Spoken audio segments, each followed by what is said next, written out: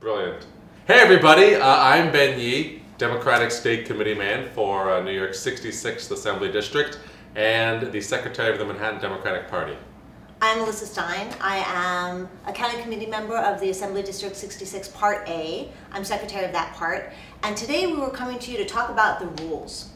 Actually rules of the county committee, which are now up for review, and we're going to talk about that next time.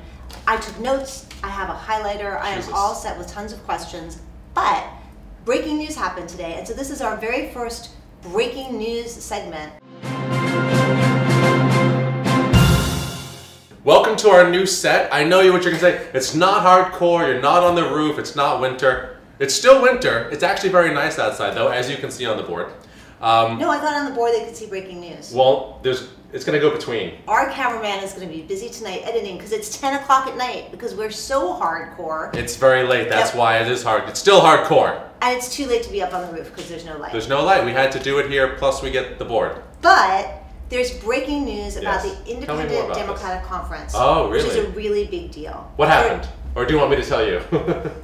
Well, I actually didn't know because there are all these things going on about North Korea and North Korea. Pocahontas and all the other stories today that are just filling our minds with nonsense. Yes, but this is not nonsense. This has real this is actually for people in New York State. Legislative outcomes. This is a big deal. So, Independent Democratic Conference, or IDC, are the 8 rogue Democratic senators, state senators, who caucus with Republicans. Yes. And even though the Democrats wouldn't have a majority anyway, they'd be pretty damn close if those 8 rogue Democrats caucused with the Democrats. Well, they would have a majority if one more Democrat who's not in the IDC, Simcha Felder, we're talking to you, came over along with the IDC. Right. Then the Democrats would have a true majority, right? So and with be able those to pass 9, legislation.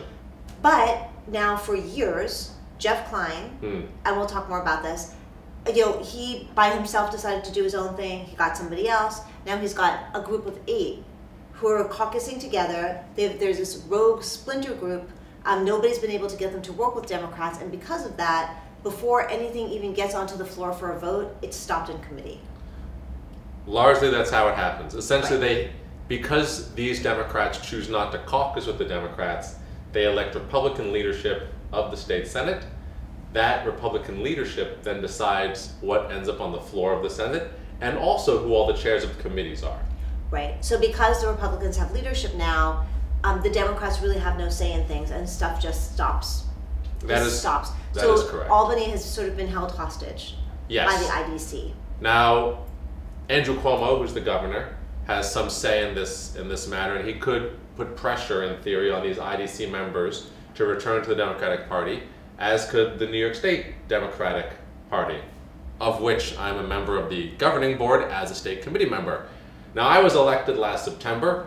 This has been going on for the last 4 or 6 years, and nobody seems to have really tried very hard to get the IDC to come back to the Democratic Party and return the state Senate to Democratic control, even though voters continually elect Democrats to the state Senate. That's the big thing here. It would be one thing if the Republicans just won elections and people elected a Republican state Senate. They're electing a Democratic state Senate, and some number of Democratic senators are defecting to give control to the Republicans in exchange for committee leadership positions, which gives them larger salaries. They just get more personal money. As leadership in committees, they get better staff and more resources. Better offices, and lobbyists give them more money because they have more power over legislation. Right. So these are the reasons that IDC members break away from the Democratic Party. And today, the big news... I want to add one quick thing in. Okay, go ahead. Before you get there. Before the last election, not a lot of people knew about the IDC. It was sort of something that happened in Albany. So I'm told. It wasn't on the average person's radar. But since the election, coming to your meetings, all these activist groups have started. There's No IDC NY, there's True Blue NY. Rise and Resist is another group that has a whole 2018 group. And so the level of interest in the IDC has really grown. Skyrocketed. People are talking about it, people know who it is, people know who those officials are, and groups all across New York are working hard to take them down. Yes, and you know what we'll do? In the description of this video, we'll post links to all the groups that we can think of. And if people have more, just tweet at us. You can tweet at me at yben or email me, ben@benjaminyee.com. And we'll try and create a list of groups you can get involved with if you're interested in taking on the IDC. Oh, that's a great idea. The breaking news, though, before we go on another tangent, Breaking news. is that today the state party, and essentially that means Andrew Cuomo, issued a statement saying, or issued a statement laying out a plan for reunification of the mainline Democratic Conference with the Independent Democratic Conference. That's huge. It has 4 main components. The first of which, since it's new, I haven't memorized it yet. The first is, 1, upon winning the upcoming special elections, there's 2 special elections for the state Senate. One of them's in Westchester to replace George Latimer, who just became Westchester County Executive, and the other one is something I can't remember. I feel like it's on Long Island. Oh crap. Whatever, it It does is. matter, whatever. Right. Check out the description for details. But it's a Anyway, Republican seat, I believe. oh yes, that's right. After those elections, those special elections are over, and hopefully won, then the IDC and the mainline Democrats will unify as co-leaders in the state Senate. So that's point number 1. What does co-leaders mean? We'll get to the detail. A lot of these things are not fully defined is in the a release. vague These are idea. very vague ideas. Whether or not the Democrats who we put up for these primaries will be mainline Democrats, conservative Democrats, IDC candidates is also not defined. Okay. But point number 1, they're going to team up to win these special elections to give the Democrats plus IDC a true majority in the state Senate. Point number 2, both IDC and the Democrats would have a right to attend leadership meetings, and those leadership meetings are the conferences of the parties, which generally approve whether bills will come to the floor. Yes, it's true the Speaker and the leader of the Assembly and Senate respectively have official control over whether bills come to the floors. They often take a vote or a poll of all the members of their conference, right? So IDC and Democrat will be able to go to each other's leadership meetings and participate together to determine Right, whether so I have a things will question. come to the floor. Well, let me get through these things first. Okay. And in addition to that, both would have the right to approve each other's deputies. I'm just going to read these and then we can do questions, and then I'm going to point out some of the pitfalls that people have been bringing up about each one of these points.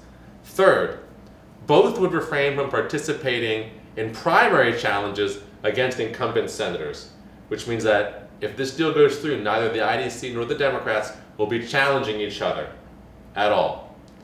And 4, both would work together to coordinate resources and mount effective campaigns to win seats in the upcoming general elections, which will again be after these special elections. So my first takeaway from this is that it's almost like IDC members are sort of being rewarded. Like they went rogue, they defected from the party, they stymied things from Albany from happening, and now this is saying, come back and you can have a seat at the table. You can work with leadership. And so instead of slapping somebody on the wrist and saying, what the hell is wrong with you? And look at what you've done here. It's Right. like, oh, hey, come back and we're going to make it your birthday party too.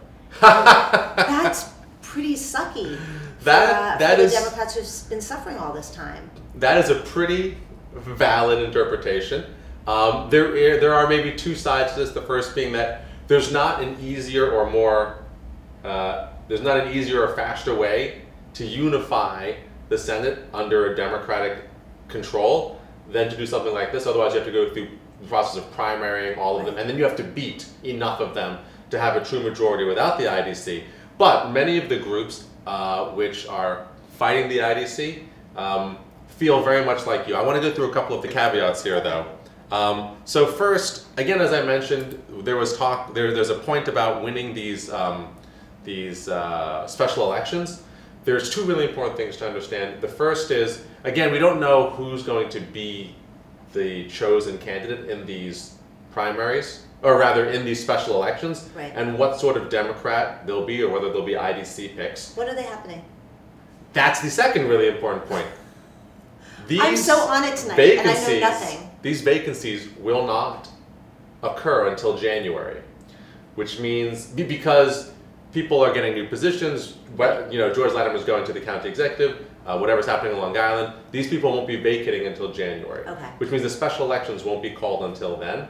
And Cuomo calls them, right? And Cuomo calls them, and essentially the way they're going to work out in terms of timing is these seats will not be filled before the next budget is done, which means that the Republicans will still have control over the state Senate when the next New York State budget is written and approved. And people are flipping out. They're saying, if the IDC is going to come back, why don't they just come back now and we can have a good progressive budget? Jeff Klein actually came out later today essentially accepting the terms of this deal, which means some people have already started saying that prefaces a rejection by the Democratic Party now because they did not accept the deal to be accepted. They did not expect the deal to be accepted. But Jeff Klein came out and said he did not want to accept the deal unless he received guarantees that their progressive agenda would be given priority. And that includes, somewhat ironically, because all of these things could have happened if the IDC were not with the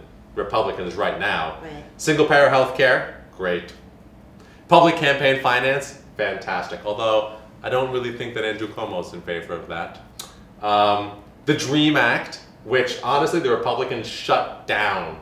And the IDC's whole thing was they would get the DREAM Act passed because they were working with the Republicans. The Democrats, if they had caucused with the Democrats, they would have gotten that. And a few other items which weren't listed. But it's just sort of ironic there. So I just want to add, to clarify, because this is all new to me, and new to a lot of people who are watching as well. The IDC and their progressive agenda are things that the rest of the Democrats support. Generally. But because the IDC caucused with Republicans and the Republicans have the majority, the Republicans don't agree with these things. So even though the IDC does lip service of, oh yeah, of course we want single payer health, or of course we're all for human rights, they'll bring it up, but it's never making it out of committee because the Republicans just hit it like those whack-a-moles and it disappears. That is correct. So the fact that they're now saying, oh, our progressive agenda has to be met is bullshit, because it's the same thing as the other Democrats mostly want as well. They just chose to caucus with people who weren't going to approve it anyway. Yes, however, the last thing I'd want to say about this particular piece is it is not necessarily true that all Democrats are on board with all of these things. For example, and I just remembered where that second special election is taking place, State Senator Ruben Diaz Sr. in the Bronx is anti-choice, anti-gay rights. He's really a terrible,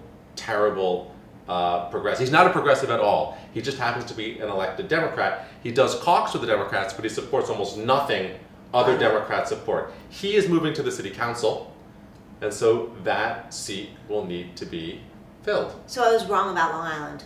I guess so. Yeah. I'll look into that and make sure I'm right, but we would expect a lot of things from a Democratic conference, but the Democrats can only say that they would do all of these things because they don't have power. Right. The last time we saw the Democrats in power in 2008, 2009... It was kind of messy, wasn't it? Incredibly messy. They basically won the elections. The Republicans had a corruption scandal. The Senate leader went to jail. Or actually, he didn't end up going to jail. He was convicted, supposed to go to jail, whatever. That's a whole other thing. Same reason Sheldon Silver's not in jail. But the Democrats railed against all this corruption, and by the end of 2 years, the entire leadership of the Democratic Party was corrupt, indicted for corruption. Right, okay. That actually was the birth of the IDC. Right. And we've talked about that in previous videos, so you can go back and watch about Jeff Klein and how the IDC came to be. So yes. That was really kind of exciting. Big news in local politics. It is big news. Or statewide politics. And hopefully they can get it together and work to make New York State a better place, because there are still some really serious things that should be on the books here that aren't. Yeah. And hopefully if the Democrats can work together and actually bring legislation up that gets passed, it'll be for the better for a lot of New Yorkers. With any luck. Now, we went through this all pretty quickly, and there's still a lot of things that we could talk about. So if you have any questions that you feel we haven't addressed, that are just burning, you will want to know the answer, email us, comment, let us know, and we will address them. Yeah. All right. Thanks, everybody. Take it easy. Laters. Laters.